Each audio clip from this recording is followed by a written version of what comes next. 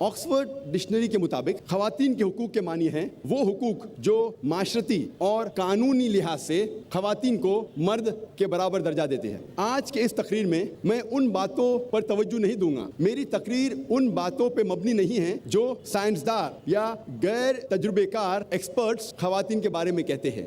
آج کی تقریر میں ان باتوں پہ کروں گا جو حقیقت اور تجربے سے ثابت ہو سکتی ہے۔ اگر ہم اسلام میں خواتین کے حقوق ویسٹرن میڈیا کے نظریے سے، مغربی میڈیا کے نظریے سے دیکھیں گے تو ہمیں ماننا پڑے گا اسلام میں خواتین کو ذلیل کیا جاتا ہے، اسلام میں خواتین کے ساتھ برتاؤ صحیح نہیں۔ اگر ہم اسلام میں خواتین کے حقوق ویسٹرن میڈیا کے نظریے سے دیکھتے ہیں، کیونکہ the western talk of women's liberalization is nothing but a disguised form of exploitation of a body, deprivation of honor and degradation of a soul۔ یہ مغربی نعرہ آزادی نسواں کا حقیقت میں عورتوں کے عزت کو لوٹتا ہے، عورتوں کے آبرو کو لوٹتا ہے، عورتوں کو ذلیل کرتا ہے۔ The Western society claiming to uplift the woman have actually degraded her to a status of mistresses, of concubines, of society butterflies which are hidden behind the colorful screen of art and culture۔ یہ مغربی تہذیب جو کہتی ہے کہ خواتین کو ہم اونچا مقام دے رہے ہیں، حقیقت میں انہیں ایک طوائف بناتا ہے، حقیقت میں انہیں رخیل بناتا ہے، انہیں بازار کی زینت بناتا ہے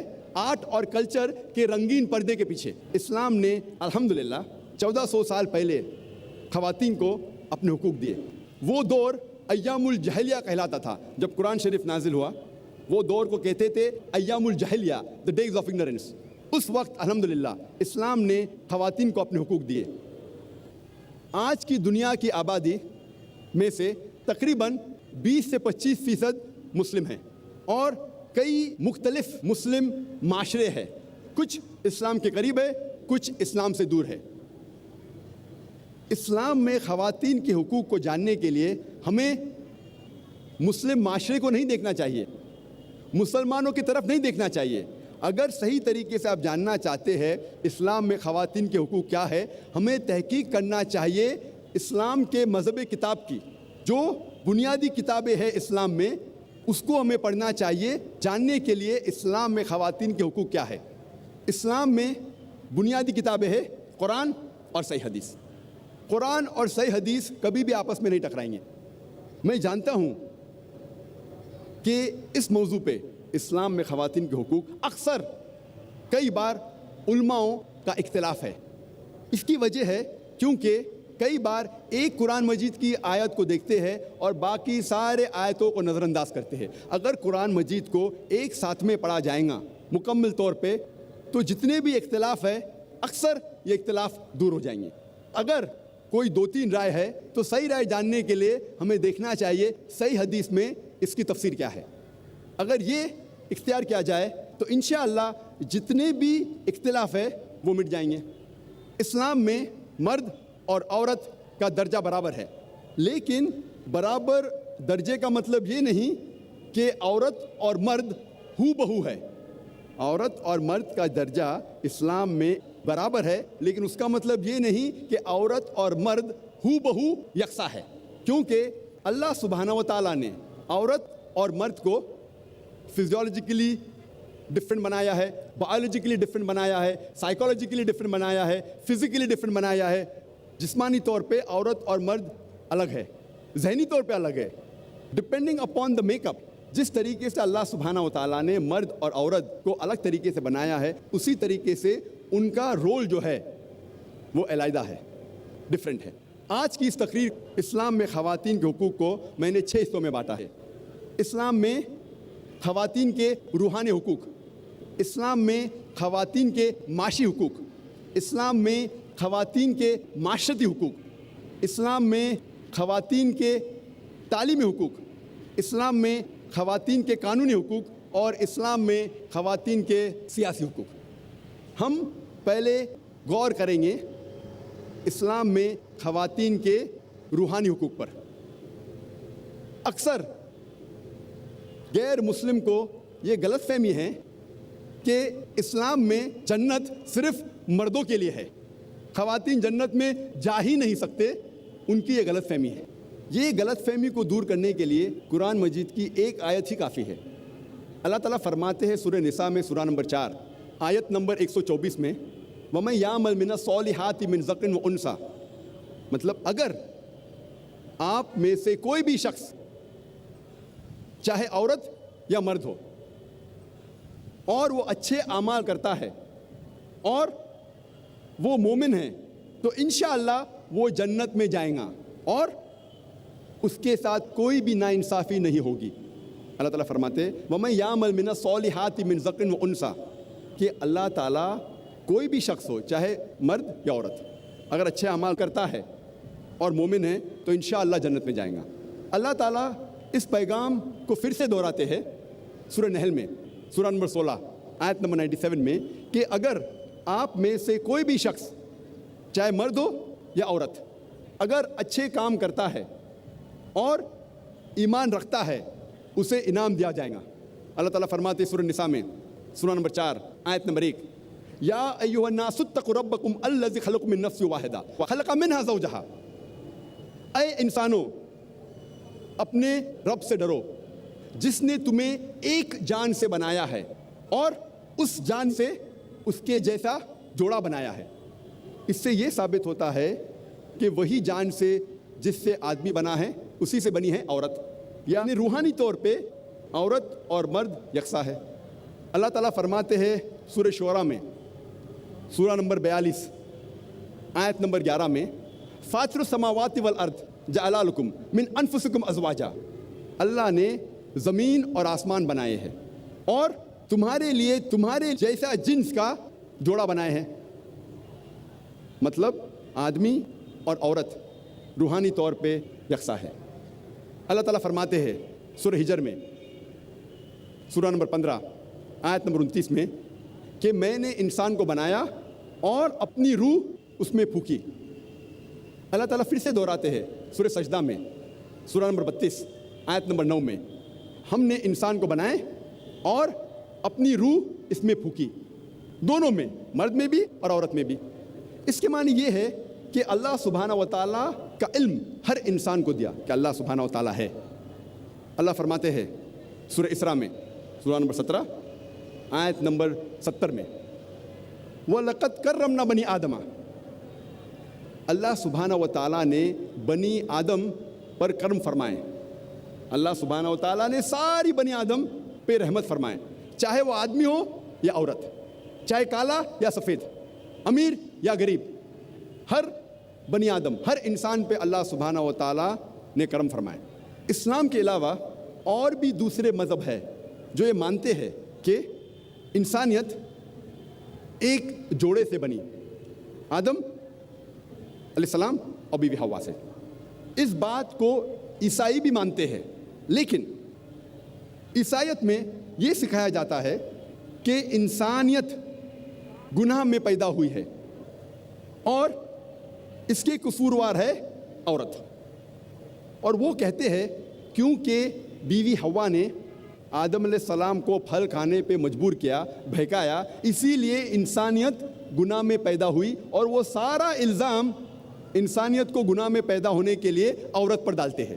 اسلام میں ہم مانتے ہیں کہ ساری انسانیت ایک جوڑے سے بنی ہے، آدم علیہ السلام اور بیوی حوا سے، لیکن قرآن مجید آپ پڑھیں گے تو قرآن مجید میں کہیں بھی الزام صرف عورت پر نہیں ڈالا گیا ہے۔ آپ اگر قرآن مجید غور سے پڑھیں گے تو نافرمانی کا الزام دونوں پہ برابر ڈالا گیا ہے، آدم علیہ السلام اور بیوی حوا پر۔ قرآن میں اللہ تعالیٰ فرماتے سورہ اعراف میں سورہ نمبر 7 آیت نمبر 19 سے 27 تک اللہ سبحانہ و تعالیٰ اس قرآن میں کم سے کم آدم علیہ السلام اور بیوی حوا کا ذکر، دونوں کا ذکر 1 درجن سے زیادہ بار کرتے ہیں ان آیتوں میں، اور اس میں کہتے ہیں کہ دونوں نے اللہ سبحانہ و تعالیٰ کی نافرمانی کی، دونوں نے توبہ کی اور اللہ نے دونوں کو معاف کیا۔ الزام دونوں پر برابر لگایا گیا ہے۔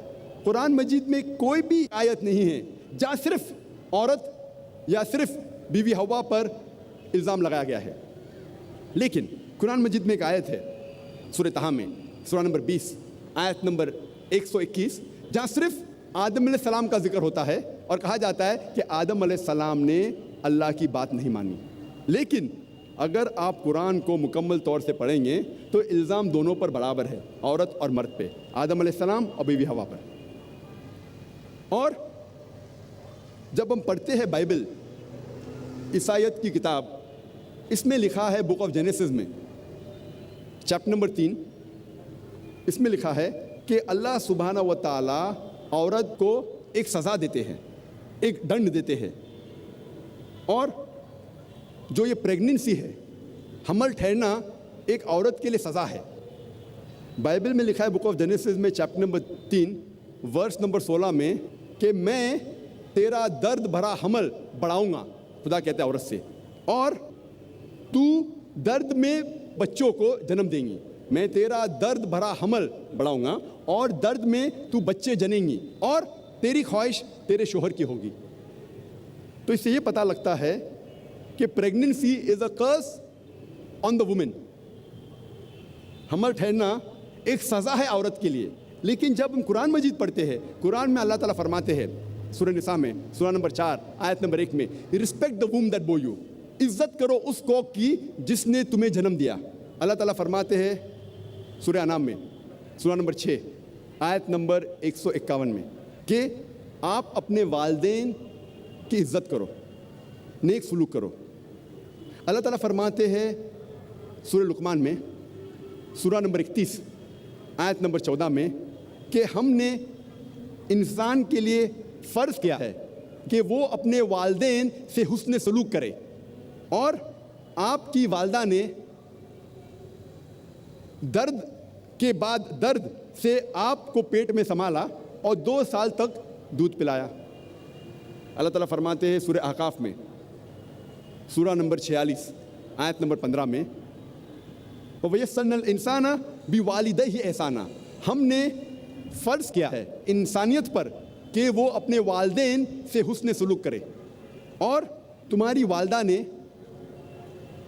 مشکل سے تمہیں پیٹ میں سنبھالا اور درد کے ساتھ جنم دیا۔ جب ہم قرآن مجید پڑھتے ہیں ہمیں پتہ لگتا ہے کہ پریگننسی اپلفٹس اے وومن، کیونکہ عورت انسان کو جنم دیتی ہے، اسی لیے اس کی عزت اور اٹھائی گئی ہے، نہ کہ اسے نیچے کیا گیا ہے۔ اور اللہ سبحانہ و تعالیٰ کے نزدیک جنس، سیکس کبھی بھی کرائٹیریا نہیں ہے، کبھی بھی معیار نہیں ہے کسی کو عزت دینے کے لیے یا نیچے گرانے کے لیے۔ انسان کو جانچنے کا معیار قرآن مجید میں دیا گیا ہے سورہ حجرات میں سورہ نمبر 49 آیت نمبر 13 میں، جہاں اللہ سبحانہ و تعالیٰ فرماتے ہیں یا ایھا الناس انا خلقناکم من ذکر و انثی وجعلناکم شعوبا وقبائل لتعارفوا ان اکرمکم عند اللہ اتقاکم ان اللہ علیم خبیر۔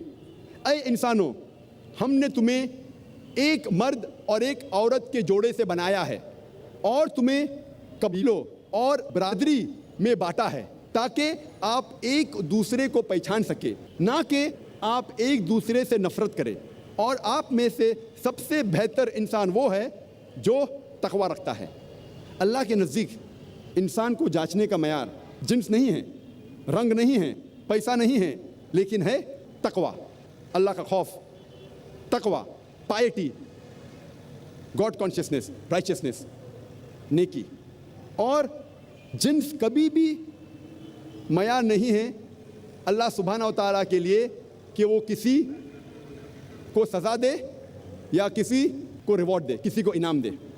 اللہ تعالیٰ فرماتے سورہ آل عمران سورہ نمبر 3 آیت نمبر 195 میں، اللہ تعالیٰ فرماتے میں کبھی بھی کسی بھی شخص، چاہے وہ عورت ہو یا مرد ہو، میں اس کے اعمال کو ضائع نہیں کروں گا، کیونکہ یہ دونوں ایک دوسرے کے برابر ہے۔ اللہ تعالیٰ فرماتے ہیں سورہ احزاب میں سورہ نمبر 33 آیت نمبر 35 میں، جس سے میں نے تقریر کو شروع کیا، اس میں اللہ سبحانہ و تعالیٰ مرد اور عورت کی روحانی طور پہ جو ڈیوٹیز ہے اس کو بیان کیے ہیں۔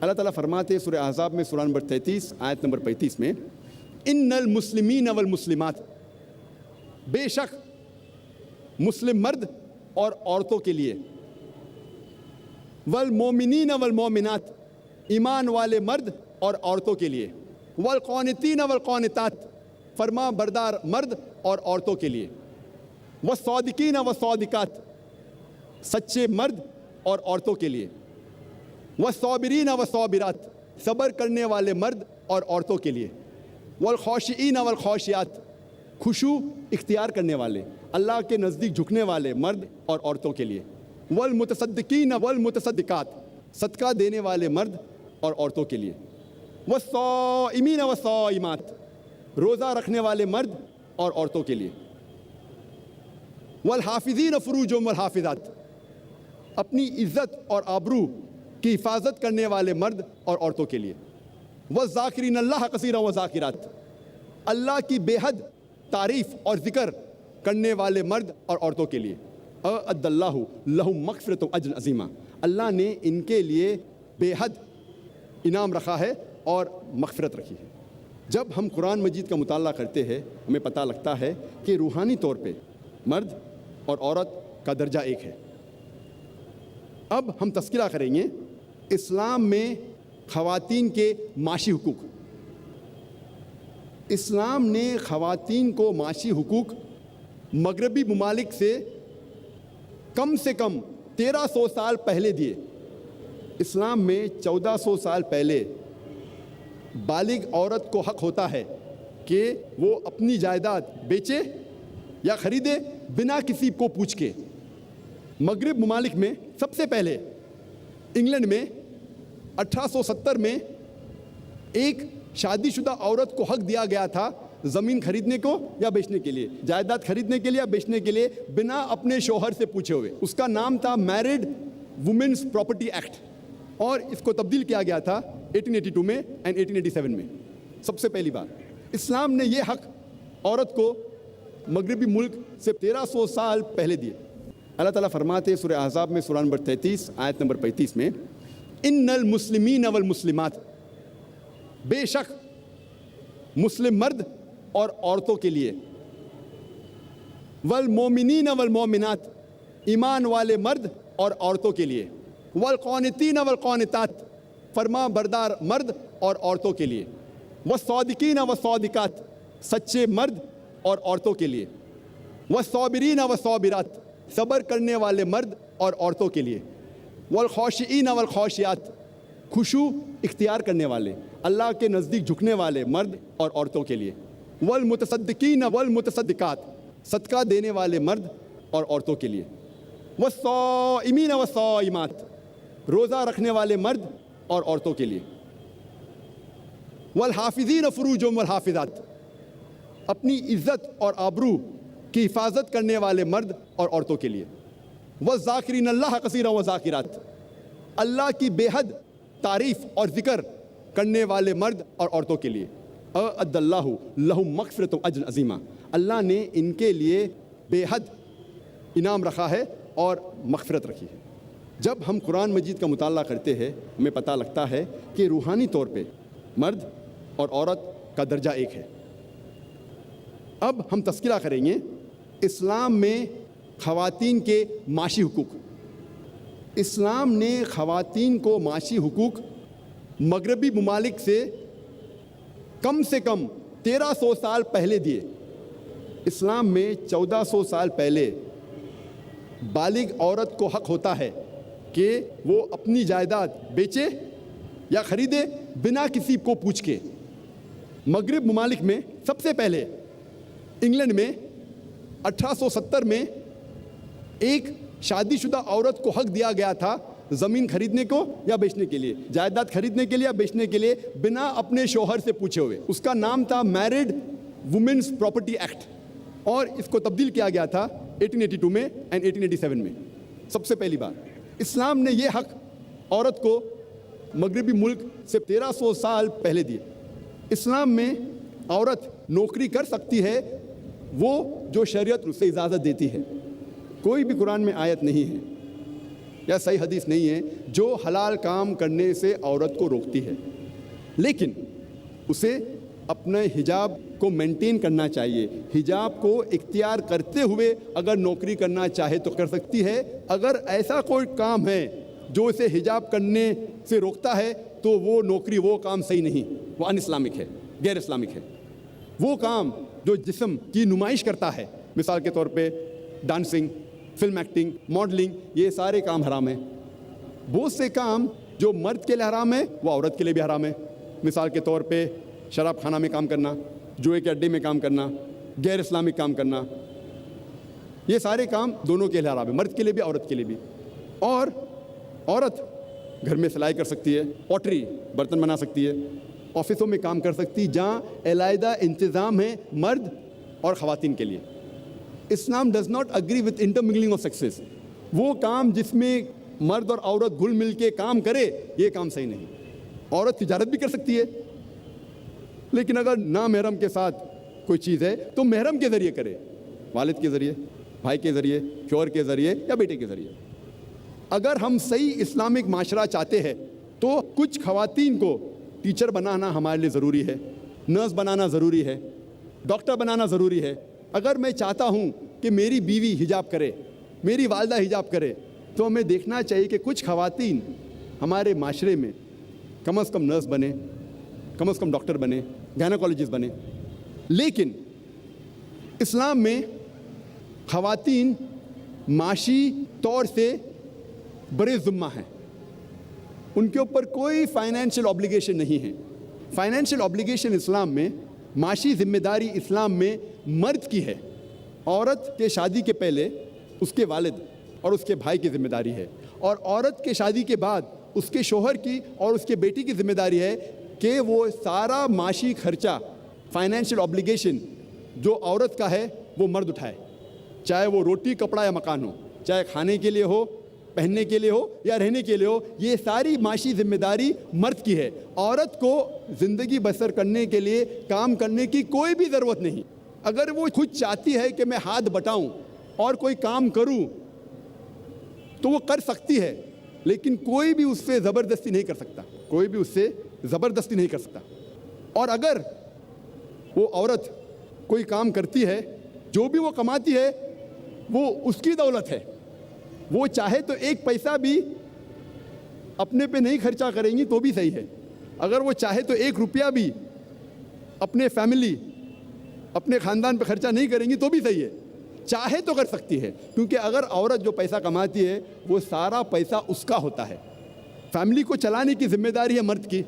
اسلام میں چاہے بیوی غریب ہو یا امیر ہو, چاہے شوہر غریب یا امیر ہو, وہ شوہر کی ذمہ داری ہے کہ معاشی خرچہ, سارا فائنینشیل خرچہ گھر کا وہ اٹھائے.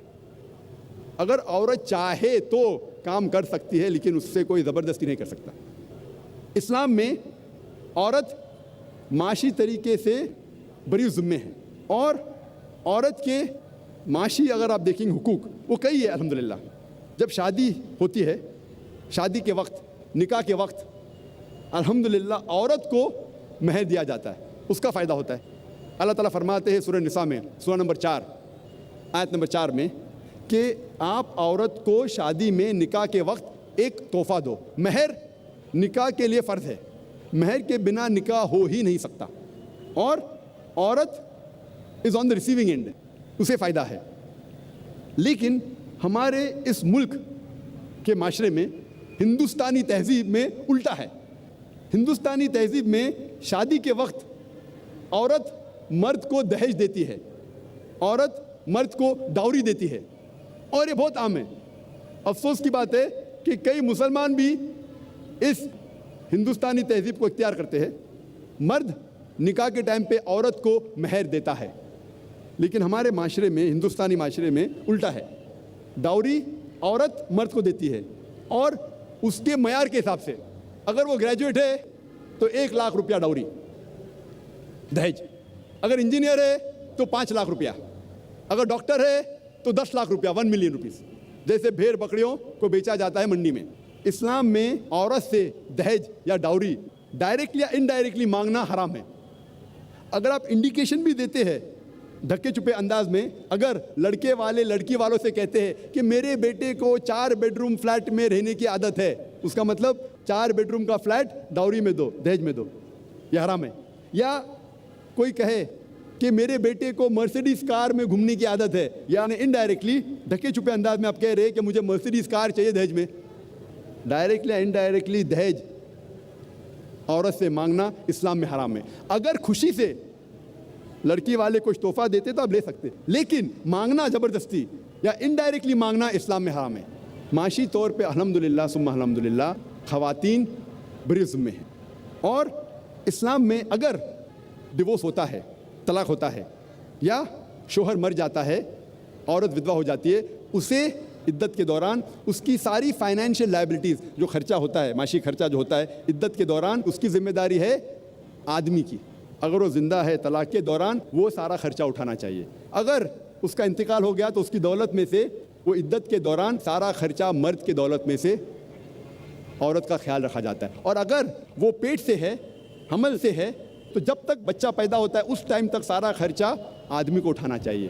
اور اگر بچہ پیدا ہوتا ہے اور بچہ ہے تو جب تک بچہ بالغ ہوتا ہے اس کا خرچہ اٹھانا چاہیے مرد کو. یہ ہے اسلام میں خواتین کے حقوق. اور اگر کوئی شخص کا انتقال ہوتا ہے تو اس کے انہیریٹنس میں الحمدللہ عورت کا بھی حصہ ہے. میراث کے اندر اگر کس کا انتقال ہوتا ہے تو جائیداد میں حصہ مرد کے علاوہ عورت کا بھی ہے. یہ تھا مختصر سے خواتین کے معاشی حقوق اسلام میں. ابھی ہم تذکرہ کریں گے اسلام میں خواتین کے معاشرتی حقوق. میں نے معاشرتی حقوق کو 4 حصوں میں بانٹا ہے: بیٹی کے حقوق، بیوی کے حقوق، والدہ کے حقوق، ماں کے حقوق اور بہن کے حقوق.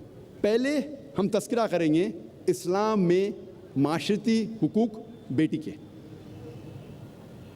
اللہ تعالیٰ فرماتے ہیں سورہ تکویر میں، سورہ نمبر 81 آیت نمبر 8 اور 9 میں، جب وہ زندہ گڑی ہوئی لڑکیوں سے پوچھا جائے گا کہ کس جرم کے لیے تمہیں قتل کیا گیا تھا. اللہ تعالیٰ فرماتے جب وہ زندہ گڑی ہوئی لڑکیوں سے پوچھا جائے گا کہ کس جرم کے لیے تمہیں قتل کیا گیا تھا، اس کے معنی لڑکیوں کا قتل کرنا اسلام میں حرام ہے. نہ ہی صرف لڑکیوں کا قتل کرنا حرام ہے، دونوں لڑکے اور لڑکیوں کو قتل کرنا حرام ہے. اللہ تعالیٰ فرماتے سورہ انعام میں سورہ نمبر 6 آیت نمبر 151 میں اور سورہ اسراء سورہ نمبر 17 آیت نمبر 31 میں کہ آپ اپنے بچوں کا قتل مت کرو غربت کے خوف سے، اللہ تعالیٰ آپ کو اور آپ کے بچوں کو رزق دیں گا. غربت کے خوف سے آپ اپنے بچوں کا قتل مت کرو، اللہ تعالیٰ آپ کو اور آپ کے بچوں کو رزق دیں گا. یہ کہا گیا ہے سورہ انعام میں سورہ نمبر 6 آیت نمبر 151 میں. اور اللہ تعالیٰ پھر سے فرماتے ہیں سورہ اسراء میں سورہ نمبر 17 آیت نمبر 31 میں کہ آپ بچوں کا قتل مت کرو، اللہ تعالیٰ آپ کے بچوں اور آپ کو رزق دیں گا. بچوں کا قتل کرنا سنگین جرم ہے.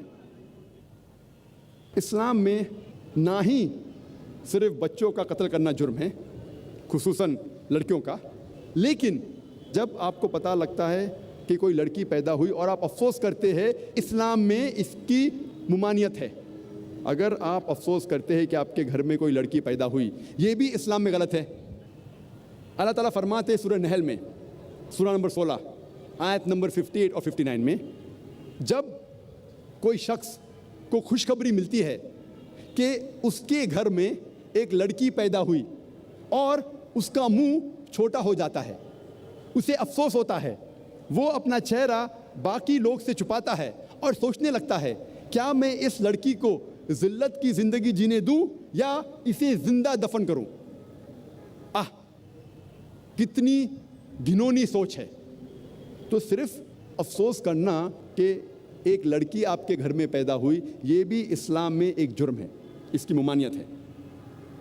اور اللہ کے رسول محمد صلی اللہ علیہ وسلم فرماتے ہیں صحیح حدیث ہے احمد بن حنبل کی جلد نمبر 1 حدیث نمبر 2104 میں، اللہ کے رسول فرماتے ہیں اگر کوئی بھی شخص اپنے 2 بیٹیوں کو اچھے طریقے سے پرورش کرتا ہے جب تک وہ بالغ ہو جاتی ہے تو آخرت کے دن میں وہ شخص میرے اتنے قریب رہیں گا، اور 2 انگلی اپنے ایسا کرتے اتنے قریب. اور ایک حدیث ہے جو ابن ماجہ کی ہے جہاں اللہ کے رسول فرماتے کہ کوئی بھی شخص اگر 2 لڑکیوں کی پرورش کرتا ہے، ان کے ساتھ اچھا حسن سلوک کرتا ہے، تو انشاءاللہ وہ جنت میں جائیں گے. اللہ کے رسول نے صرف کہا نہیں کہ لڑکیوں اور لڑکوں کو اچھے طریقے سے پرورش کرنا چاہیے، انہوں نے ایک زندہ مثال پیش کی. ایک وقت جب ایک شخص اپنے بیٹے کو چومتا ہے اور اپنی مانڈی پہ رکھتا ہے، لیکن اپنے بیٹی کے ساتھ وہ نہیں کرتا، تو اللہ کے رسول فرماتے ہیں کہ اس آدمی نے ناانصافی کی، اسے اپنے بیٹی کو بھی چومنا چاہیے اور اپنے دوسرے مانڈی پہ بٹھانا چاہیے. یہ فرض ہے آپ کا. اب ہم تذکرہ کریں گے اسلام میں معاشرتی حقوق بیوی کے. عورت کو شیطان کا ہتھیار کہا جاتا ہے, a weapon of the devil. عورت کو اکثر دیگر مذاہب میں شیطان کا ہتھیار کہا جاتا ہے, لیکن اسلام میں قرآن میں اللہ سبحانہ و تعالیٰ عورت کو محسنہ کہتے ہیں. محسنہ مانی a fortress against the devil, شیطان کے خلاف ایک قلعہ. محمد صلی اللہ علیہ وسلم فرماتے ہیں there is no monasticism in Islam. رہبانیت اسلام میں حرام ہے. اور اللہ کے رسول فرماتے ہیں صحیح بخاری میں جلد نمبر 7 کتاب النکاح چیپٹر نمبر 3 حدیث نمبر 4 میں, اے نوجوانوں, آپ میں سے جس کے پاس بھی حیثیت ہے نکاح کرنے کی, نکاح کرو. مطلب نکاح جلدی کرنا سنت ہے. اور اللہ کے رسول فرماتے ہیں جو کوئی شادی نہیں کیا وہ مجھ میں سے نہیں ہے. یعنی شادی کرنا اسلام میں فرض ہے. اللہ کے رسول فرماتے ہیں جو شخص شادی کرتا ہے وہ آدھا دین مکمل کرتا ہے. سوال جواب کے نشست میں ایک بھائی نے مجھ سے پوچھا تھا, ذاکر بھائی اس کا یہ مطلب ہے کہ اگر میں 2 شادی کروں تو پورا دین مکمل ہو جائے گا میرا؟ اللہ کے رسول کیا کہنا چاہتے تھے جب انہوں نے کہا کہ شادی آدھا دین آپ کا مکمل کرتی ہے؟ ہمیں پتہ ہے کہ شادی کرنے سے کئی بیماریاں دور ہوتی ہے. آج کے معاشرے کی بیماری مثال کے طور پہ زنا, فورنیکیشن, فحاشی, پرومسکیٹی, ہوموسیکشوالٹی, شادی کرنے سے یہ آدھی بیماری معاشرے کی دور ہو جاتی ہے. اگر آپ شادی کریں گے تبھی آپ شوہر یا بیوی ہو سکتے. شادی کرنے کے بعد ہی آپ والد یا والدہ ہو سکتے, جو اہم ذمہ داری ہے. اسی لیے اگر آپ شادی کرتے چاہے 1 کرو یا 2 کرو, آپ کا آدھا دن مکمل ہوتا ہے. اللہ سبحانہ تعالیٰ فرماتے ہیں, کہتے ہیں کہ نکاح ایک میثاق ہے, ایک سیکریٹ کووننٹ ہے, ایک پاک عہد نامہ ہے. اور اللہ فرماتے ہیں سورہ روم میں سورہ نمبر 30 آیت نمبر 21 میں, اللہ نے اپنے نشانیوں میں سے تمہارے لیے تمہاری بیوی بنائی ہے تاکہ آپ ان کے ساتھ سکون سے رہ سکو, اور آپ دونوں کے درمیان پیار اور محبت ڈالا ہے اللہ تعالیٰ نے. اور اللہ تعالیٰ فرماتے ہیں سورہ نساء میں سورہ نمبر 4 آیت نمبر 19 میں کہ عورتوں کو زبردستی اختیار مت کرو. مطلب شادی کے لیے, نکاح ہونے کے لیے دونوں کی اجازت ضروری ہے, مرد کی بھی عورت کی بھی. دلہا اور دلہن دونوں کی اجازت ضروری ہے نکاح ہونے کے لیے. اور ایک حدیث میں محمد صلی اللہ علیہ وسلم فرماتے ہیں صحیح بخاری کی جلد نمبر 7 کتاب النکاح باب نمبر 43 حدیث نمبر 69 69, ایک عورت جس کا نام تھا کھنسا خادم الانصاریہ, وہ محمد صلی اللہ علیہ وسلم کے پاس آتی ہے اور کہتی ہے کہ میرے والد نے میرے مرضی کے خلاف میری شادی ایک آدمی سے کی جسے میں پسند نہیں کرتی, اور اللہ کے رسول نے محمد صلی اللہ علیہ وسلم نے نکاح فسخ کیا. ہی نلیفائڈ دا میرج. اس کا ذکر احمد بن حنبل میں بھی ہے. اسی لیے اسلام میں نکاح ہونے کے لیے, شادی ہونے کے لیے دونوں کی رضامندی ضروری ہے, آدمی کی بھی عورت کی بھی. اور اسلام میں عورت ایک مالک سے نہیں شادی کرتی تاکہ اسے غلام جیسا برتاؤ کیا جائے. اسلام میں عورت اپنے برابر سے شادی کرتی ہے اور اس کے ساتھ اس کے شوہر کو عزت سے پیش آنا چاہیے. اور اسلام میں ہم عورتوں کو ہاؤس وائف نہیں کہتے, انگلش میں کہتے housewife. She is not married to the house to be called housewife. Islam میں عورت گھر سے شادی نہیں کرتی کہ اسے کہا جاتا ہے ہاؤس وائف, گھر کی بیوی. In Islam we prefer calling her homemaker. وہ گھر کو بناتی ہے, وہ گھر کی زینت ہے. صحیح لفظ ہے home maker, not house wife. اور اسلام میں اللہ تعالیٰ فرماتے ہیں قرآن مجید میں سورہ بقرہ میں سورہ نمبر 2 آیت نمبر 228 میں کہ عورتوں کے حقوق ویسے ہی ہے جیسے مرد کے ہے, لیکن مرد کا ایک درجہ اونچا ہے. یہ آیت کے 3-4 الفاظ کو اکثر لوگ غلط لیتے ہیں اور کہتے قرآن میں لکھا ہے کہ آدمی کا درجہ اونچا ہے, اور کہتے الرجال قوامون علی النساء. اللہ کہتا ہے کہ آدمی عورت سے اونچا ہے, اوپر ہے. یہ جو آیت وہ کوٹ کر رہے ہیں وہ ہے قرآن مجید کی سورہ نساء کی آیت سورہ نمبر 4 آیت نمبر 34, جہاں اللہ تعالیٰ فرماتے الرجال قوامون علی النساء. یعنی آدمی عورت کا قوام ہے. قوام آتا ہے لفظ اقامہ سے. جب صلاح پڑھنے کے پہلے اقامہ ہوتا ہے مطلب اسٹینڈ اپ فار، کھڑے ہونا. اسی طریقے سے قوام کے معنی اگر آپ تفسیر تبری پڑھیں گے اس میں قوام کی معنی مرد کے لیے ایک ڈگری ایڈیشنل رسپانسبلٹی ہے، ایک ڈگری زیادہ ذمہ داری ہے. اس کا مطلب یہ نہیں کہ ایک ڈگری وہ اونچا ہے کیا دادا گیری کرے. He has got additional responsibility, ایک ڈگری زیادہ ذمہ داری ہے. اور قرآن میں آگے اللہ تعالیٰ فرماتے ہیں کیونکہ اللہ نے مرد کو عورت سے زیادہ طاقت دی. اس کے وجہ بھی فرماتے اللہ تعالیٰ. لوگ اس آیت کا غلط مطلب لیتے ہیں اور کہتے ہیں اللہ تعالیٰ کہتے ہیں کہ مرد عورت سے اونچا ہے. اور اسلام میں لکھا ہے سورہ نساء میں سورہ نمبر 4 آیت نمبر 19 میں کہ اگر آپ اپنے بیوی سے پیار نہیں کرتے پھر بھی اس کے ساتھ حسن سلوک کرو. اگر آپ اپنے بیوی کو نہیں چاہتے، نہیں پیار کرتے، پھر بھی ان کے ساتھ اچھا سلوک کرو، حسن سلوک کرو. اور اللہ کے رسول فرماتے ہیں کہ آپ لوگ میں سے سب سے بہتر انسان وہ ہے جو اپنے فیملی کا خیال رکھتا ہے، خصوصاً اپنی بیوی. جو آدمی اپنے بیوی کا خیال رکھتا ہے اللہ کے رسول کہتے ہیں وہ سب سے بہتر انسان ہے. اسلام میں لکھا ہے سورہ نساء میں سورہ نمبر 4 آیت نمبر 19 میں کہ اگر آپ اپنے بیوی سے پیار نہیں کرتے پھر بھی اس کے ساتھ حسن سلوک کرو. اگر آپ اپنے بیوی کو نہیں چاہتے، نہیں پیار کرتے، پھر بھی ان کے ساتھ اچھا سلوک کرو، حسن سلوک کرو. اور اللہ کے رسول فرماتے ہیں کہ آپ لوگ میں سے سب سے بہتر انسان وہ ہے جو اپنے فیملی کا خیال رکھتا ہے، خصوصاً اپنی بیوی. جو آدمی اپنے بیوی کا خیال رکھتا ہے اللہ کے رسول کہتے ہیں وہ سب سے بہتر انسان ہے. اب ہم تذکرہ کریں گے اسلام میں معاشرتی حقوق ماں کے. اللہ سبحانہ تعالیٰ فرماتے ہیں سورہ اسراء میں سورہ نمبر 17 آیت نمبر 23 اور 24 میں اللہ تعالیٰ فرماتے انسانوں سے کہ آپ صرف میری عبادت کرو. انسانوں سے کہتے تم صرف میری عبادت کرو اور اپنے والدین سے حسن سلوک کرو. اگر دونوں میں سے کوئی بھی ایک یا دونوں ضعیف ہو جائے ان کو اف تک مت کہو، نہ ہی ان کو جھڑکو، لیکن ان کے ساتھ عزت سے پیش آؤ اور ان کے ساتھ حسن سلوک کرو. اور اللہ تعالیٰ سے دعا کرو کہ اے رب آپ ان کے اوپر رحمت فرما جس طریقے سے انہوں نے میرا خیال رکھا بچپن میں.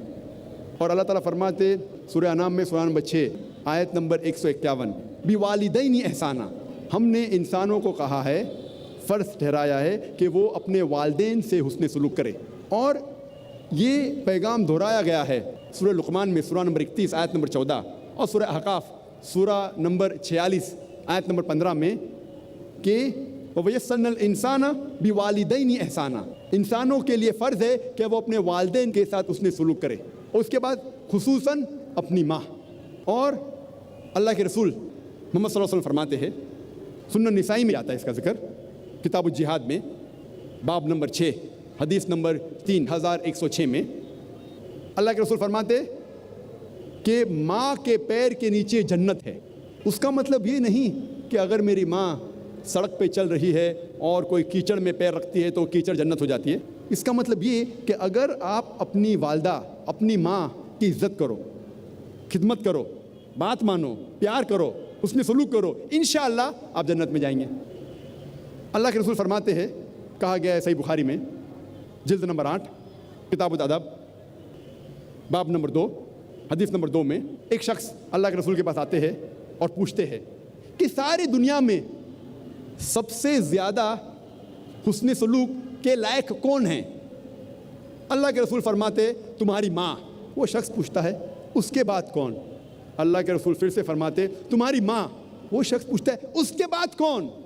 پھر سے اللہ کے رسول فرماتے تمہاری ماں. اس کے بعد کون؟ پھر چوتھی بار اللہ کے رسول کہتے ہیں تمہارا باپ. اس کا مطلب 75% حسن سلوک کے لائق ہے ماں، 25% باپ. 3/4 حصہ حسن سلوک کا جاتا ہے ماں کو، 1/4 حصہ جاتا ہے باپ کو.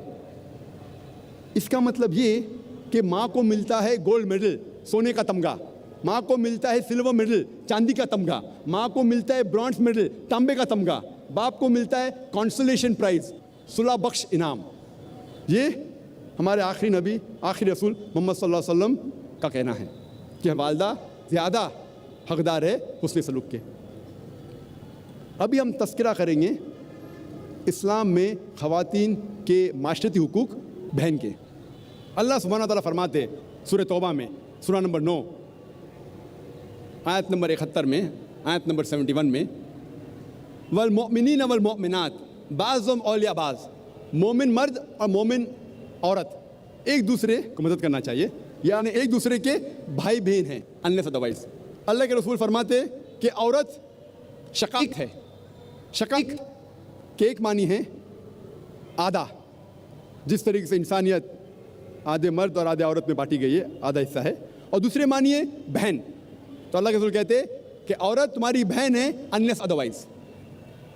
اب ہم تذکرہ کریں گے اسلام میں خواتین کے تعلیمی حقوق.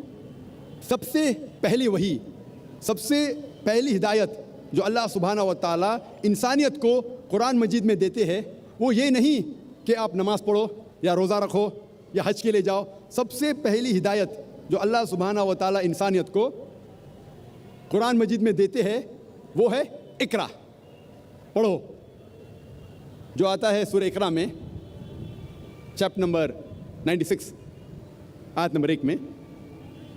اور یہ صرف مرد کے لیے نہیں، دونوں کے لیے، مرد اور عورت کے لیے. اور اللہ کے رسول فرماتے ہیں کئی حدیث میں، اس کا ذکر ابن ماجہ میں بھی ہے، حدیث نمبر 224 میں اللہ کے رسول محمد صلی اللہ علیہ وسلم فرماتے ہیں سیکنگ نالج، علم حاصل کرنا، طلب العلم فریضۃ علی کل مسلم، ہر مسلم کے لیے فرض ہے، چاہے وہ عورت یا مرد ہو. اللہ کے رسول فرماتے علم طلب کرنا، علم حاصل کرنا ہر مسلمان کے لیے فرض ہے، چاہے وہ عورت ہو یا مرد ہو. اور اللہ کے رسول ہمیشہ لوگ سے کہتے تھے کہ اپنے بچوں کو علم دو، خصوصاً اپنی بیٹیوں کو. اور اللہ کے رسول یہ بھی کہتے تھے کہ شوہر کا فرض ہے کہ وہ اپنے بیوی کو علم دے، اگر خود نہیں دے سکتا تو کم از کم اس کو انتظام کرنا چاہیے کہ بیوی تک علم پہنچے. اور صحیح بخاری میں کئی حدیث ہے، جب پڑھتے صحیح بخاری باب نمبر 36 حدیث نمبر 101 میں کہا گیا ہے کہ عورتیں اللہ کے رسول کے پاس آ کے کہتی ہے کہ ہمیشہ آپ مردوں سے گھرے ہوئے ہیں، آپ خصوصاً عورتوں کو خطاب کیوں نہیں کرتے؟ اور اللہ کے رسول نے کہا ٹھیک ہے. اور اللہ کے رسول نے یہ بھی دیکھا کہ صحابہ کو کہا کہ خواتین کو خطاب کرو. اور 1400 سال پہلے جب ایام الجاہلیہ تھا، ڈیز آف اگنورنس، اس وقت کئی خواتین ہیں جو علم کے میدان میں اونچائی پہ تھے. اس وقت تو ایام الجاہلیہ کا وقت تھا، آدمی لوگ ہی نہیں پڑھتے تھے. اس وقت اسلام میں الحمدللہ ثم الحمدللہ کئی خواتین تھے جو علم کے میدان میں اونچائی پہ تھے. اور سب سے بہترین مثال ہے حضرت عائشہ رضی اللہ عنہ، جو حضرت ابوبکر رضی اللہ عنہ کی بیٹی تھی، محمد صلی اللہ علیہ وسلم کی بیوی تھی. ان کی ایک شاگرد جس کا نام تھا عروہ، وہ کہتی ہے کہ میں نے عائشہ رضی اللہ عنہ سے بہترین عالمہ اپنے زندگی میں نہیں دیکھی. اس کو جو مہارت تھی قرآن میں، اسلام کے فرائض میں، حلال اور حرام میں، عربک لٹریچر اور پوئٹری میں، عربک ہسٹری اور جینیالوجی میں. اور حضرت عائشہ رضی اللہ عنہ طب کے میدان میں، میڈیسن میں بھی ماہر تھی. جب بھی لوگ محمد صلی اللہ علیہ وسلم کے ساتھ آتے تھے اور گفتگو کرتے تھے، بیماریوں کا علاج پوچھتے تھے، وہ سنتی تھی اور یاد رکھتی تھی. میتھمیٹکس کے میدان میں، حساب کے میدان میں بھی وہ ماہر تھی. اسی لیے محمد صلی اللہ علیہ وسلم کے انتقال کے بعد صحابہ اکثر حضرت عائشہ رضی اللہ عنہ کے پاس آتے تھے. جب بھی میراث کا مسئلہ ہوتا تھا، کوئی انتقال ہوتا تھا اور جائیداد بٹوارے کا مسئلہ آتا تھا، تو آتے تھے حضرت عائشہ رضی اللہ عنہ کے پاس، کیونکہ وہ میتھمیٹکس نمبرات میں ماہر تھی. اور کئی صحابہ ان کے پاس سیکھنے کے لیے آتے تھے محمد صلی اللہ علیہ وسلم کے بعد. ان میں سے حضرت عمر رضی اللہ عنہ کا نام ہے، عبداللہ ابن عمر رضی اللہ عنہ کا نام ہے، ابو ہریرہ رضی اللہ عنہ کا نام ہے، کئی. اور صرف حضرت عائشہ نے کم سے کم 88 علماء کو شکشا دی، مطلب at least 88 scholars she has taught. اس کا مطلب she was a scholar of the scholars. وہ عالموں کی عالمہ تھی. 88 علماء نے ان کے پاس پڑھا. ہمارے پاس مثال ہے اس وقت حضرت صفیہ کی رضی اللہ عنہ جو محمد صلی اللہ علیہ وسلم کی بیوی تھی. امام نووی کہتے ہیں کہ حضرت صفیہ رضی اللہ عنہ وہ بہت ذہین تھی. ہمارے پاس مثال ہے ام سلمہ کی رضی اللہ عنہ. ہمارے پاس مثال ہے ام سلیم کی جو حضرت انس رضی اللہ عنہ ان کی والدہ تھی. وہ ماہر تھی حدیث میں اور کہا جاتا تھا کہ وہ بہت ذہین تھی. ہمارے پاس مثال ہے سیدہ نفیسہ کی رضی اللہ عنہ جو تاریخ کہتی ہے کہ کئی علماء کو انہوں نے سکھایا اور ان کے شاگرد امام شافعی بھی تھے. ہمارے پاس مثال ہے ام دردہ کی رضی اللہ عنہ جو ابو دردہ رضی اللہ عنہ کی بیوی تھی. اور امام بخاری اپنے صحیح میں کہتے ہیں کہ وہ حدیث میں ماہر تھی. کئی مثال ہے. آپ سوچ سکتے ایام الجاہلیہ کے وقت کئی خواتین تھے جو علم کے میدان میں ماہر تھے. اب ہم تذکرہ کریں گے اسلام میں خواتین کے قانونی حقوق. اسلام میں قانونی اعتبار سے مرد اور عورت برابر ہے. اللہ تعالیٰ فرماتے سورہ بقرہ میں سورہ نمبر 2 آیت نمبر 178 اور 179 میں اللہ تعالیٰ فرماتے کہ قصاص میں جب ڈیتھ پینلٹی حد کی سزا ہوتی ہے تو عورت اور مرد کے لیے وہی سزا ہے. اگر کوئی عورت مرد کا قتل کرتی ہے اس کے لیے سزائے موت ہے. اگر کوئی مرد عورت کا قتل کرتا ہے اس کے لیے بھی سزائے موت ہے. اور کوئی عورت مرد کا قتل کرتی ہے اس کے لیے بھی سزائے موت ہے. سزا دونوں کے لیے یکساں ہے. اور لکھا ہوا ہے صحیح بخاری میں جلد نمبر 9 کتاب الادیات میں باب نمبر 4 حدیث نمبر 15 میں کہ ایک یہود ایک بچی کا قتل کرتا ہے, اس کے سر کو کچلتا ہے پتھر کے ذریعے. محمد صلی اللہ علیہ وسلم فوراً اس یہود کو بھی وہی سزا دیتے ہیں, سزائے موت. اس کا سر کچلا جاتا ہے پتھر کے ذریعے. ہمارے پاس مثال ہے حضرت عمر کی رضی اللہ عنہ. اس دور میں کئی آدمی مل کے ایک عورت کا قتل کرتے ہیں اور حضرت عمر رضی اللہ عنہ وہ سارے مرد کو سزا دیتے ہیں قتل کی, قتل کے بدلے قتل. اسلام میں اگر کوئی جسم کا بھاگ حصے کو چوٹ پہنچتی ہے, چاہے وہ آنکھ ہو, ناک ہو, منہ ہو, ہاتھ ہو, جو سزا مرد کو ملتی ہے وہی سزا عورت کو ملتی ہے. سزا یکساں ہے. اور اگر کوئی قاتل کو کوئی رشتہ دار معاف کرنا چاہتا ہے دیا پیسہ لے کے تو اس کو اختیار ہے. وہ رشتہ دار چاہے مرد ہو یا عورت ہو اس کو قاتل کو معاف کرنے کا حق ہے اور کوئی بھی اسے روک نہیں سکتا. اسلام میں قانونی طور پہ دونوں مرد اور عورت کی سزا یکساں ہے. اللہ تعالیٰ فرماتے ہیں سورہ مائدہ میں سورہ نمبر 5 آیت نمبر 38 میں اگر کوئی چوری کرتا ہے چاہے وہ مرد ہو یا عورت اس کے لیے سزا ہے ہاتھ کاٹنا. چوری کی سزا دونوں کے لیے یکساں ہے, چاہے مرد ہو یا عورت ہو, ہاتھ کاٹنا. اللہ تعالیٰ فرماتے ہیں سورہ نور میں سورہ نمبر 24 آیت نمبر 2 میں اگر کوئی زنا کرتا ہے چاہے وہ عورت ہو یا مرد ہو دونوں کے لیے سزا ہے 100 کوڑے. زنا کی سزا غیر شادی شدہ مرد عورت زنا کرتے ہیں تو قرآن مجید میں اس کی سزا ہے 100 کوڑے, چاہے وہ عورت ہو یا مرد ہو. اسلام میں عورت کو شہادت دینے کا بھی حق ہے, گواہی دینے کا حق ہے. اسلام میں کئی مذاہب میں عورت گواہی دے نہیں سکتی, اسلام میں ہے. اور اسلام میں اللہ تعالیٰ فرماتے سورہ نور میں سورہ نمبر 24 آیت نمبر 4 میں اگر کوئی شخص کوئی عورت کے عزت کے بارے میں کہتا ہے, بہتان لگاتا ہے, if he lays allegation against the chastity of the woman, عورت کے عزت کے بارے میں کچھ غلط کہتا ہے, اس کے آبرو کے بارے میں, اور اگر وہ 4 گواہ پیش نہیں کر سکتا تو اسے 80 کوڑے ملتے ہیں, 80 کوڑے, اور آئندہ اس کی گواہی نہیں مانی جائیں گی. آج کے معاشرے میں کئی لوگ کھلم کھلا گالی دیتے ماں کے اوپر, بہن کے اوپر. اسلام میں اگر کوئی الزام لگاتا ہے کوئی خاتون کی عزت یا آبرو کے بارے میں اور اگر 4 گواہ پیش نہیں کر سکتا اسے 80 کوڑے. اور اسلام میں خواتین کی حفاظت کی جاتی ہے. اور جب عورت شادی کرتی ہے مغربی معاشرے میں وہ اختیار کرتی ہے اپنے شوہر کا نام. اسلام میں شی ہیز این آپشن, وہ اپنا پرانا نام بھی رکھ سکتی ہے, اپنے والد کا نام بھی رکھ سکتی ہے, اسے اختیار ہے. یہ تھا ان بریف مختصر سا اسلام میں خواتین کے قانونی حقوق. ہم آخر میں تذکرہ کریں گے اسلام میں خواتین کے سیاسی حقوق۔ اللہ تعالیٰ فرماتے سورہ توبہ میں سورہ نمبر 9 آیت نمبر 71 میں والمؤمنین والمؤمنات بعضهم اولیاء بعض، مومن مرد اور عورت ایک دوسرے کی مدد کرنا چاہیے، معاشری طور پہ بھی اور سیاسی طور پہ بھی۔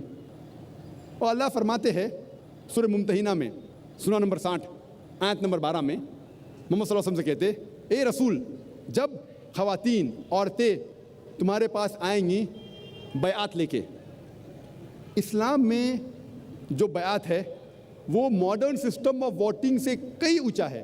ماڈرن سسٹم آف ووٹنگ میں ووٹ کرتے ہیں اسٹیٹسمین کو ٹو رن دا اسٹیٹ، وہ چنتے ہیں ملک کے لیے حکومت کرنے کے لیے۔ اسلام میں جب خواتین محمد صلی اللہ علیہ وسلم سے بیعت لیتی ہے، نہ ہی وہ مانتی ہے کہ محمد صلی اللہ علیہ وسلم اللہ کے رسول تھے، وہ یہ بھی مانتے ہیں کہ he was a statesman, politically سیاسی طور پہ وہ صدر تھے، امیر تھے۔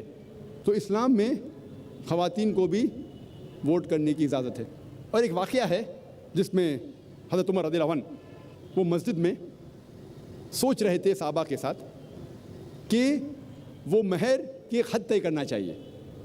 خواتین کافی مہر پوچھ رہی تھی، حد طے کرنا چاہتا تھا۔ اور یہ حدیث ہے، کچھ لوگ کہتے ہیں ضعیف ہے لیکن اکثر علماء کہتے ہیں کہ صحیح حدیث ہے۔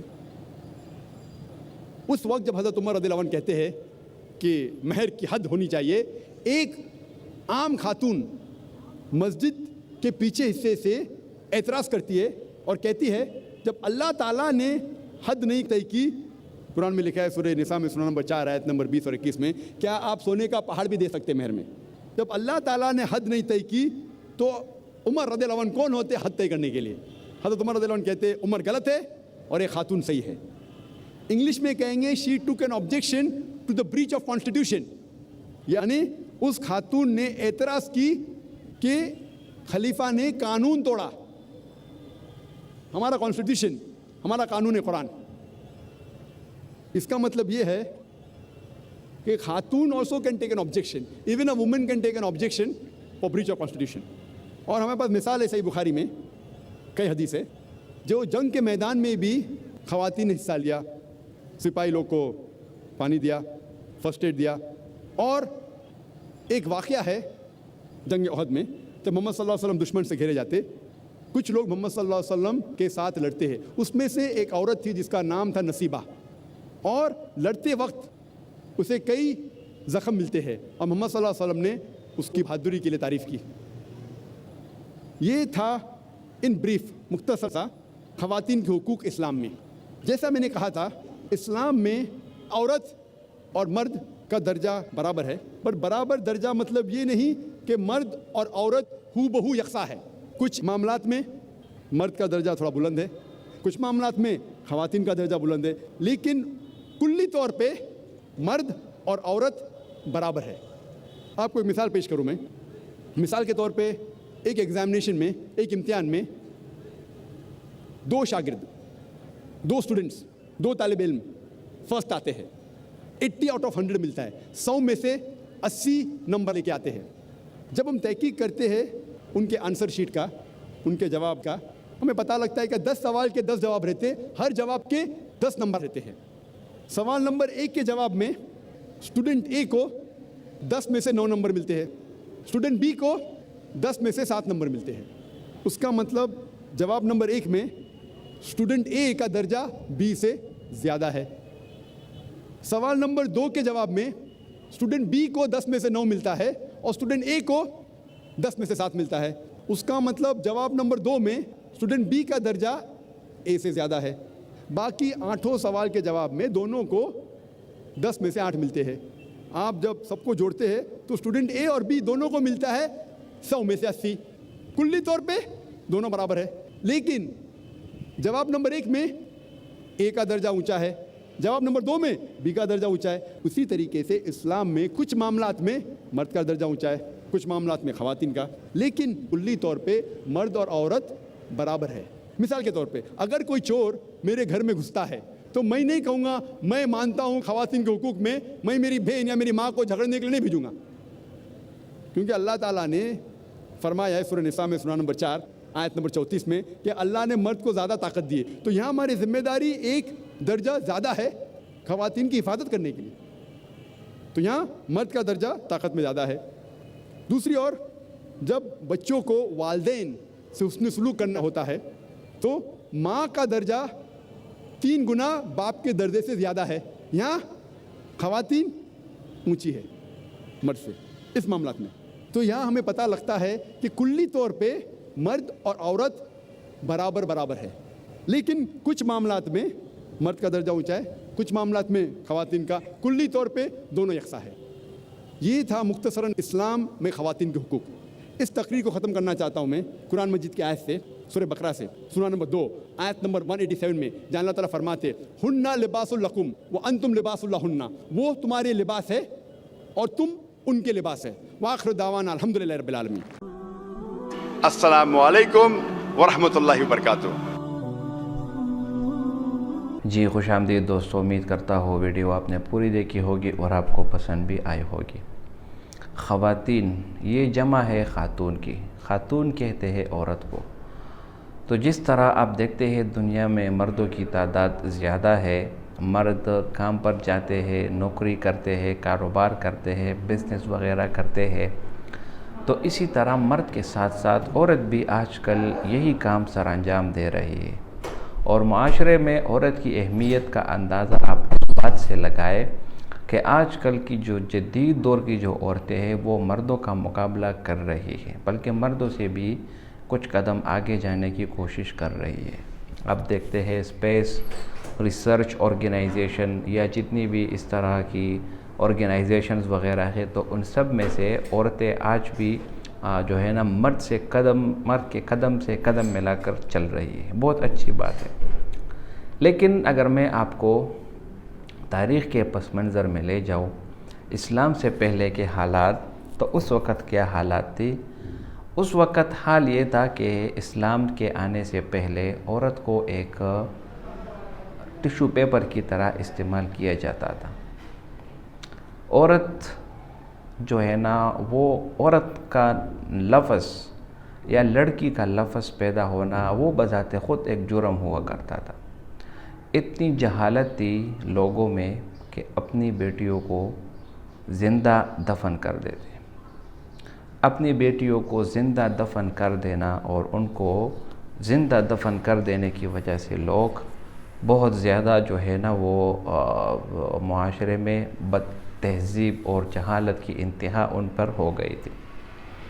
ان کا خیال یہ تھا کہ یہ بیٹیاں بڑی ہوں گی کل، پھر اس کی شادی ہو جائے گی.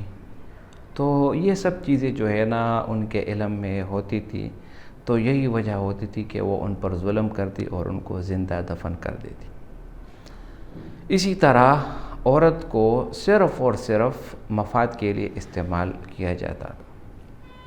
لیکن جب اسلام آیا، اور اسلام کے آنے سے اور اسلام کے نور کی وجہ سے جو اسلام نے جو آزمایا لوگوں کے اوپر، اسلام نے جو حکم دیا عورت کو، اسلام نے جو کمالات دکھائے، وہ آج بھی قابل دید ہے. اسلام نے عورت کو عزت دی، بہن کی شکل میں، بیوی کی شکل میں، ایک ماں کی شکل میں اور ایک بیٹی کی شکل میں. حدیث میں آتا ہے کہ جنت ماں کے قدموں کے نیچے ہے. ماں کو اللہ تعالیٰ نے جو رتبہ دیا، جو مرتبہ دیا، وہ کس وجہ سے دیا؟ کیونکہ ماں ہوتی ہے. اپنے اولاد کی تربیت، اپنے اولاد کو جنم دینا اور اپنے اولاد کے لیے سختیاں برداشت کرنا، یہ سب چیزیں یہ صرف ایک ماں ہی جانتی ہے. ماں کے علاوہ کوئی بھی اس کو نہیں جانتی. تو اسلام نے من حیث عورت کو جو عزت دی، شاید ہی کسی مذہب نے دیا. یہاں تک کہ اسلام نے عورت پر جو ہے نا کام کاج کرنا، کمانا، یہ چیزیں عورت پر بالکل بھی نہیں رکھی گئی. اگر عورت اپنی قابلیت سے، اپنی مرضی سے کوئی جاب وغیرہ یا اسی طرح کوئی فیشن وغیرہ، کوئی جاب وغیرہ یا اسی طرح کوئی کاروبار وغیرہ اگر کرنا چاہے تو وہ کر سکتی ہے، لیکن پردے کا شرط بہت ضروری ہے. اس کے علاوہ اس پر عورت پر کوئی زبردستی نہیں ہے کہ وہ پیسے کمائے، کیونکہ عورت کی جب شادی ہو جاتی ہے تو اس عورت کا تمام خرچ، اس کے کپڑے کا، اس کے خوراک کا اس کا نان نفقہ سب چیزیں جو ہے اس کے شوہر کے اوپر ہو جاتی ہے۔ شوہر پر اللہ تعالیٰ نے یہ خرچ وغیرہ رکھی ہے، تو اسلام نے عورت کو ایک ملکہ کا درجہ دیا۔ کام کاج کی بالکل بھی اس کو ضرورت نہیں، بلکہ اس کو جو بھی چاہیے اس کا شوہر اس کو دے گا۔ تو اسلام نے عورت کو عزت دی، اسلام نے عورت کے حقوق مقرر کیے۔ اور آج کل کچھ لبرل آنٹیاں سامنے آ جاتی ہے اپنی جوانی میں خوب رنگیلیاں مناتے ہوئے، لیکن اس کے بعد جب اوور ایج ہو جاتی ہے تو پھر میڈیا پر آتی ہے اور کہتی ہے کہ میرا جسم اور میری مرضی۔ تو بھائی میرا جسم میری مرضی یہ ایک ایسا فقرہ ہے، اگر کوئی مسلمان اس کو سوچے اور اس پہ غور و فکر کرے تو اس کو اندازہ ہوگا کہ واقعی میں یہ کتنا خطرناک لفظ ہے۔ لبرلز اور جو مغربی میڈیا ہے انہوں نے یہ چیز تھما دی ہے لوگوں کے اوپر کہ اسلام نے عورت پر پابندی لگائی ہے، اسلام نے عورت کو حقوق نہیں دیے، اسلام نے عورت کے ساتھ ناانصافی کی ہے۔ میری ان تمام لبرل آنٹیوں سے اور اسی طرح جو مغربی میڈیا والے ہیں ان سے میری صرف اور صرف یہی تمنا ہے کہ آپ ذرا عورت کے حالات اسلام کے آنے سے پہلے جو تھی وہ دیکھیں اور اس کے بعد دیکھیں، پھر آپ الزامات لگائیں۔ آپ اگر مغربی ممالک کو دیکھتے ہیں جو خود کو ترقی یافتہ کہتے ہیں، جو خود کو ایڈوانس لیول والے کہتے ہیں، وہاں پر آپ جا کر عورت کے حالات معلوم کر لے، خدا کی قسم آپ کو آپ کی پاکستان کی جو اپنی عورتیں ہیں وہ آپ کو سونا لگے گی۔ وجہ کیا ہے؟ باہر ممالک میں عورتیں 9 to 5 جابز کرتی ہے، خود ارننگ کرتی ہے، آفیسز میں کام کرتی ہے، ٹھیک ہے، ہر جو ہے نا ہر ایک مرتبے میں وہ کام کاج وغیرہ کرتی ہے۔ تو یہی وجہ ہے کہ عورتیں وہاں پر خود کماتی بھی ہے، خود خرچ بھی کرتی ہے، لیکن شادی کے لیے کوئی لڑکا اس کی طرف نہیں جاتا، بلکہ یہ لڑکی خود جاتی ہے لڑکے کے پاس، لڑکے کو کہتی ہے کہ میں شادی کرنا چاہتی ہوں آپ سے، اتنا کماتی ہوں، میری سکلز یہی ہے وغیرہ وغیرہ۔ حیا وغیرہ تو چھوڑو تو دور کی بات، کیونکہ اصل میں وہ اپنی جو اپنی طاقت اس عورت کے پاس ہوتی ہے اس سے وہ ناواقف ہوتی ہے۔ یہی وجہ ہے کہ دنیا صرف پیسہ کمانے کو ترقی کہتے ہیں، صرف پیسہ کمانا نہیں ہے بلکہ عزت، آبرو، حیا، یہ سب چیزیں اس کے اندر شامل ہوتی ہے۔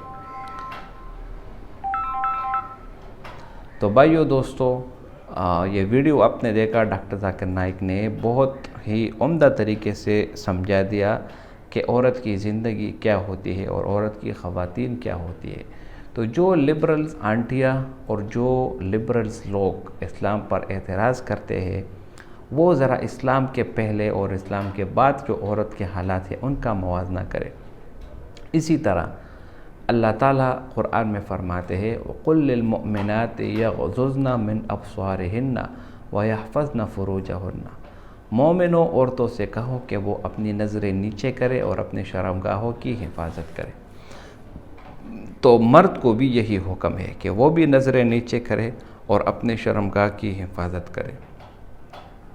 تو اسلام نے بہت ہی زبردست طریقے سے عورت کے حقوق کا خیال رکھا ہے، ہر مقام پر، ہر لمحے میں۔ لیکن جو آج کل جدید دور کے لوگ ہیں، جو نئے خیالات والے ہیں، وہ شاید یہ بھول گئے کہ یہی دنیا، یہی لوگ اس عورت کو زندہ دفن کرتے تھے، اس عورت کی تذلیل کرتے تھے وغیرہ وغیرہ۔ امید کرتا ہوں یہ ویڈیو آپ کو پسند آئی ہوگی۔ اگر ویڈیو آپ کو پسند آئے تو اس چینل کو سبسکرائب کریں۔ بہت شکریہ۔